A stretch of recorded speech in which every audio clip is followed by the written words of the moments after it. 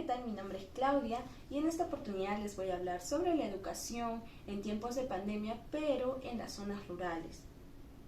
Como es de nuestro conocimiento, la pandemia ha cambiado distintas cosas. Una de ellas es la educación virtual.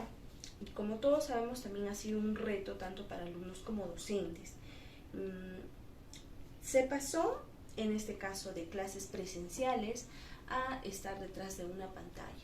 Se pasó de la interacción en la cual tenían los alumnos, los niños, de jugar en los recreos, de comer en los refrigerios y demás, a simplemente estar cada uno en su casa. Se pasó de la interacción que tenían tanto el docente con el alumno o docente con docente a simplemente la comunicación a través de las reuniones virtuales, a través de las distintas plataformas las cuales se habilitaron y también se aprendieron el uso de estas, ¿no? Bueno, para esto, en lo que viene a ser las zonas rurales, se implementaron distintas plataformas de trabajo. Una de ellas, la más común, fue el WhatsApp. Bueno, fue uno de los medios por el cual la comunicación fue más fluida, tanto del alumno con el docente, así como también entre docentes y también la institución con el docente. Otra también fue el Zoom, el cual les permitió también a los docentes poder interactuar y compartir distintas ideas u opiniones sobre esta manera de enseñanza. También otro fue lo que es el Classroom, o lo que viene a ser a través, del Google Meet, ¿no? Ellos realizaban, los docentes en este caso, fueron capacitados para poder realizar clases a través de esta plataforma, y que los alumnos, los cuales son muy pocos, podrían ingresar y poder realizar sus actividades a través de esta plataforma. La implementación de distintas actividades causó en sí un cierto estrés, yo considero, en los docentes, porque se trabajaba no solo por WhatsApp, o sea, se atendía a alumnos por WhatsApp, se atendía a alumnos a través del Classroom, se atendía a alumnos a través del Zoom, porque habían distintas personas que manejaban distintas plataformas. También se atendían a los niños a través del programa de Aprendo en Casa que brindó el Estado, ¿no? Se atendía a los niños que tanto trabajaban lo que es el Aprendo en Casa por televisión y por radio, ¿no? Eran bastantes plataformas o en este caso aplicaciones o aplicativos que se utilizaban para poder interactuar con los alumnos. Es por ello que como docente, ¿no?, es que se vio un poco estresante el manejo de todo estas plataformas, ¿no? Ahora, la interacción a través de estas plataformas tenía que ser de una manera muy apegada para que el alumno pueda entender las clases que se estaban brindando. Bueno, dentro de esto tenemos lo que son la clasificación de las zonas rurales. Tenemos 3 tipos de zonas rurales. La zona rural 1 es aquella en la cual las personas que viven ahí están totalmente dispersadas, no cuentan con servicios básicos, no hay colegios, no hay postas, y si las hay como a media hora o 1 hora de traslado, ¿no? Ahora, contamos con la zona rural 2, que si bien es cierto cuenta con colegio, con una pequeña escuela, con una pequeña posta, absolutamente todo limitado. La señal de internet no es la adecuada, es baja, y si bien es cierto, en la zona rural ya las personas viven juntas, ¿no? Conviven juntas. Con la zona rural 3 es totalmente distinto. Ya ellos cuentan con colegios inicial, primaria, secundaria, cuentan con una posta mucho más grande, ¿no? Cuentan con todos los servicios básicos que son necesarios, pero también el problema acá es el internet, la señal, la conectividad no es buena y tampoco es apta. ¿Por qué? Porque cuando los docentes se quieren comunicar con los alumnos, los mensajes tardan en llegar, y muchas veces también pasa el hecho que se corta la energía eléctrica, y cuando hay este tipo de cortes no son de de 1 hora o 2 horas, son de 2 a 6 o 24 horas y más incluso.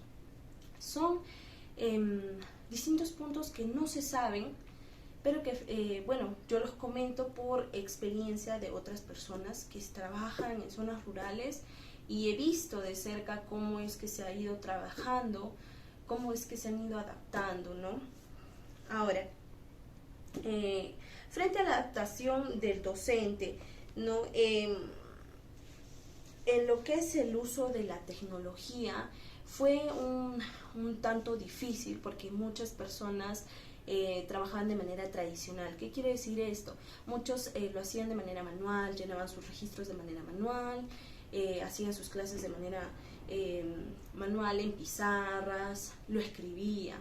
Estoy casi segura que la mayoría de las personas no utilizaban la tecnología en sí de manera pegada, ¿no? Muy pocos eran los que hacían sus registros a través de sus Excel, ¿no? Y demás, ¿no? Pero esto se les proporcionaba a los maestros cuando las clases eran presenciales. Ahora todos, bueno, las clases virtuales, ¿no? Se han tenido que buscar sus propios recursos cada persona. Es por ello que la tecnología en este caso ha sido un punto difícil, se podría decir, un punto de adaptación muy difícil, pero hasta el día de hoy vamos con 1 año y 3 meses en pandemia, que no se dan las clases presenciales y ya la adaptación ya se dio, ¿no? Se pasó por la etapa en la cual no se aceptaba. ¿Por qué? Porque los profesores, en este caso, tenían esta dificultad. Se dio capacitaciones masivas, pero no eran las adecuadas, porque no se garantizaba que, así como los docentes aprendieran, tampoco ellos garantizaban que los alumnos pudieran aprender. Si el docente no aprende, el alumno peor, ¿no? Ahora, los docentes tuvieron que aprender de las personas que lo rodeaban en su casa, del apoyo que les brindaban en su casa, el material que ellos conseguían por su propia cuenta, ¿no? Otro punto también fue, cabe mencionar que la adaptación se fue dando con el tiempo, no fue fácil los primeros meses, pero hasta el día de hoy ya están completamente adaptados tanto a docentes, alumnos y padres. Ahora, la adaptación con el alumno. Al principio hubo un rechazo. ¿Por qué? Porque los alumnos en las zonas rurales no están acostumbrados a este tipo de situaciones. Ellos, si bien es cierto, si se daba este tipo de educación, preferían lo que es trabajar en sus actividades agrícolas, ¿no? Y eso fue lo que pasó en su mayoría. Muchos alumnos se retiraron, dejaron de estudiar. ¿Por qué? Porque esta educación virtual, esta educación remota, no les garantizaba que pudieran aprender. Fueron muy pocos los alumnos que realmente se quedaron y le pusieron ganas y esfuerzo, pero algunos otros fueron los que se quedaron y no...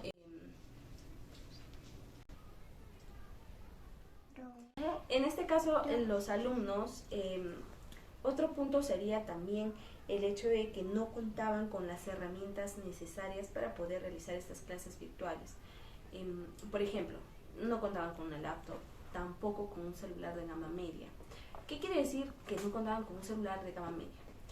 Usualmente en estas zonas rurales los celulares no son táctiles, no tienen aplicaciones ni demás.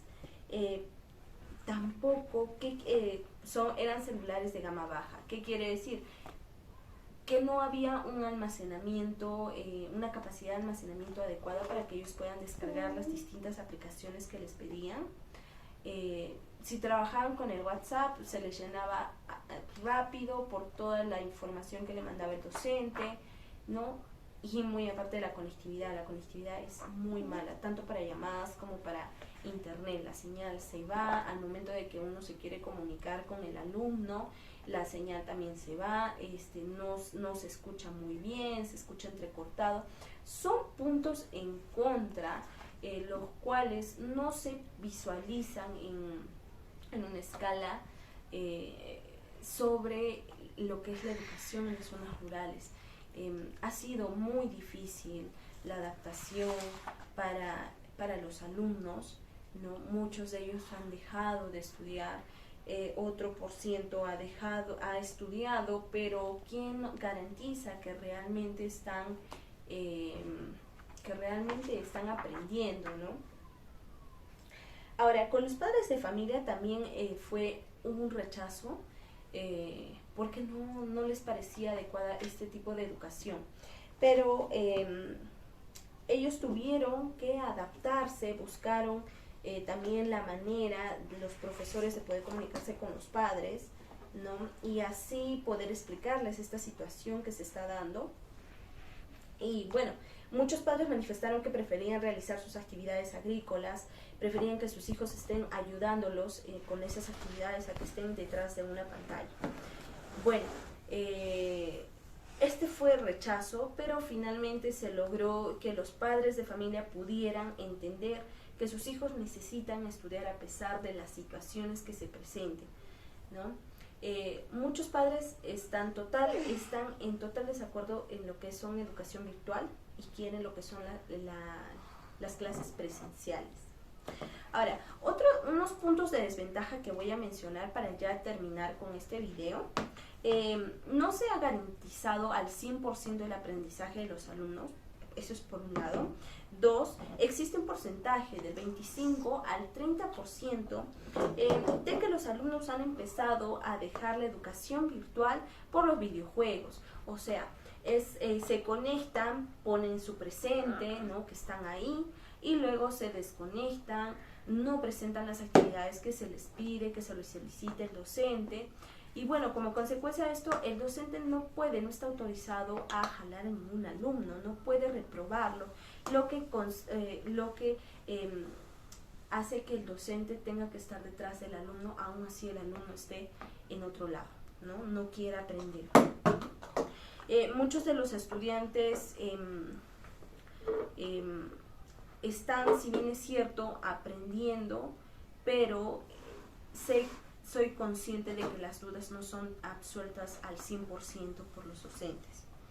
Ahora, las capacitaciones constantes sobre las plataformas eran de manera masiva, lo que generaba que tal vez a los docentes no pudieran entender el uso adecuado de las plataformas, ni tampoco el de las aplicaciones, ¿no?